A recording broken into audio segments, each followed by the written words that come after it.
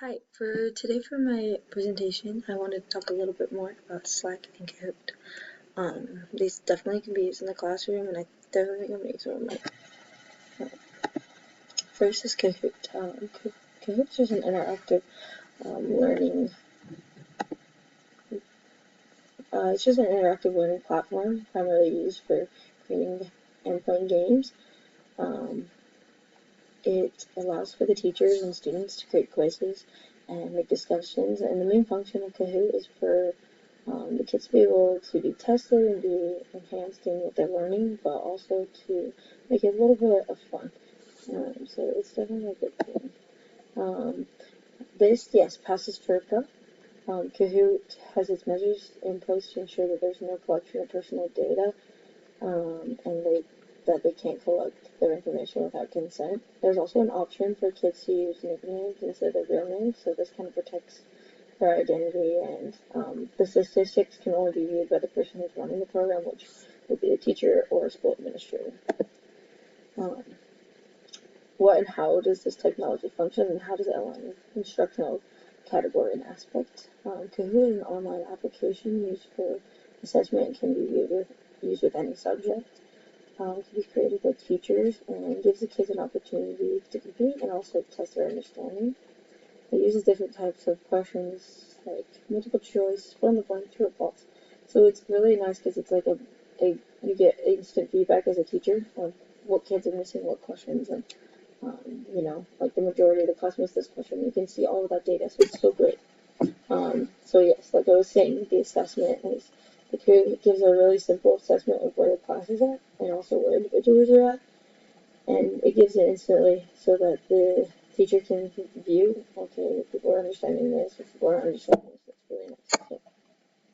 So, I would consider this TPAC because it creates an environment where students are actively participating in quizzes and are motivated to answer the questions correctly because of its competitive nature.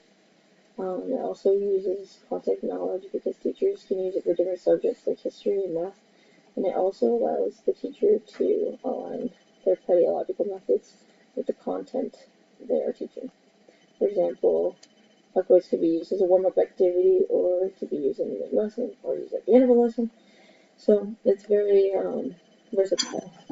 What I think personally is that Kahoot is awesome. I mean, I grew up using it, and I mean, there's a reason it's still here because it is great. It gives not like instant assessment. It's fun. It gives the kids something to look forward to, and it's also learning, so it's good. And I'm definitely going to be using this now. The next thing I chose to use is Slack. Slack is an integration technology tool used for communication and group work. It's free on desktop or iPhone and Android as well. Students and teachers and parents can be added to a group chat. All they have to do is sign up with their email or number, log in, and it's created by the person running it. So what is Slack, and how does it align with technology and its function? And how does it align with this instructional category and aspect? This uses team communication with real-time messaging, so it can be used as direct messaging or group messaging. This is something great for teachers, so there can be constant communication with parents and students. And so they can all work together. So if there's like an announcement or reminders to do homework, the teachers, the students, and the parents can all be together and receive those. This also allows file sharing, so if there are any like uncertainties about the homework or struggles with homework, the parents can reach out to the teacher can share files for those parents to use when they're at home with kids. Does this pass FERPA? Yes. Slack offers several security and privacy features, has data encryption, protects the files and messages shared with both the group, and private messaging, which is essential for keeping private student information private. And the access controls is that only the administrator who set up the control can have it, which would be a teacher or a school representative, and we're the only ones who can see those because you can lock it, and it's only private to that person and they created it. I consider this P-Track. Slack allows you to plan different workflows, and you can organize into things like called channels, which are just different groups that you can divide everyone in. So maybe there's a group of kids who struggle with math, you can put them in the math group. You can have just the parent group, just the student group, all these things.